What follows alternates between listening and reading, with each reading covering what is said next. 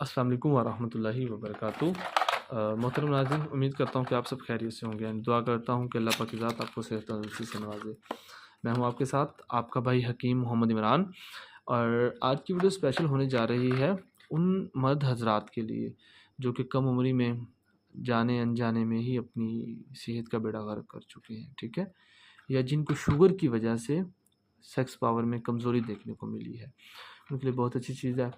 वक्त से पहले जो डिस्चार्ज हो जाते हैं, इंजाल हो जाता है 2-3 मिनट बाद ही, एंड जो सख्ती का मामला है इंटरकोर्स के दौरान ही नफ्स का डाउन हो जाना, इसके लिए बहुत अच्छी चीज़ है। लबूब कबीर अशरफ लेबार्ट्री की है एंड हब अंबर मोमई हमदर्द की है। याद रहे कि गर्म खुश्क मिजाज वाले ये ट्रीटमेंट इस्तेमाल नहीं कर सकते, अदर हर मिजाज वाला ये यूज़ कर सकता है।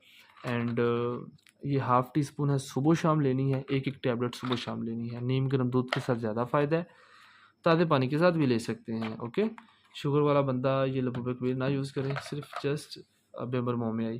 बाकी मिजाज का यार कंफर्म होना चाहिए, ज़्यादा बेहतर है, ठीक है। एज़ अ ब्रदर मैं अपना व्हाट्सएप का नंबर नीचे दे दूँगा।